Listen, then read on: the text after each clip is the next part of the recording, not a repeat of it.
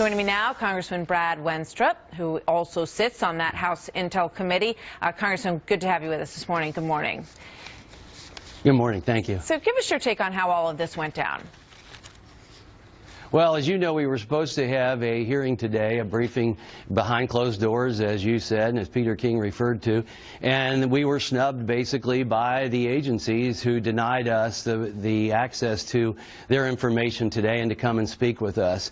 Look, this is something that we have been concerned about for quite some time. This isn't new, but what's come out in these anonymous reports out of the CIA are not consistent with the public statements coming from the agencies, nor are they consistent with what we've been hearing in our briefings over a long period of time. So we want to get to the bottom of it. We want to do it in a nonpartisan fashion, and I think it's a concern to all Americans, as it should be.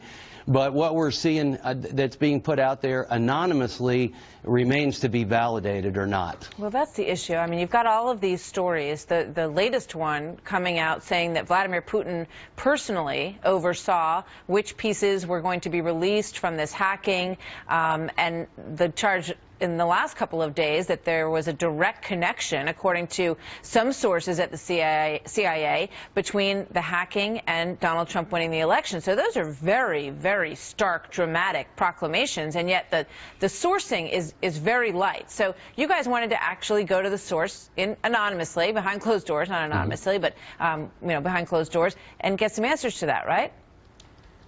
Yeah, we do. And, you know, it's interesting because even the White House press secretary, deputy press secretary, has said that the election is over and we know who won. It's not who the president supported, but we know who won.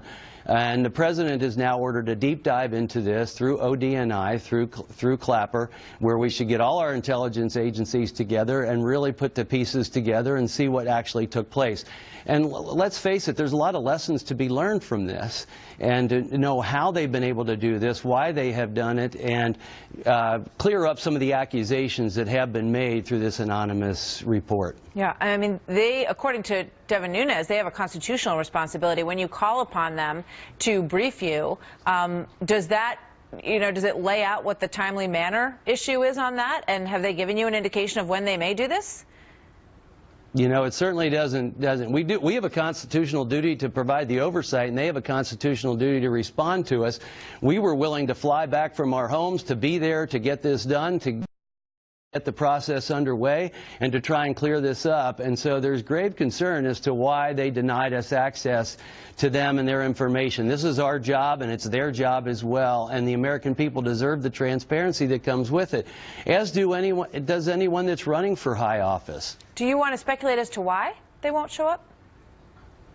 I can't speculate as to why, but we have written a letter making very clear that we expect some answers, and the American people expect some answers. This isn't something you brush under the rug. This is something that needs to be addressed, and addressed right away. And we're willing to be there to have them explain themselves, and we want to get the truth out to the American people, and certainly to the Intelligence Committee. We want to know the truth and what's actually going on and what intelligence they may have. So I also have a concern too.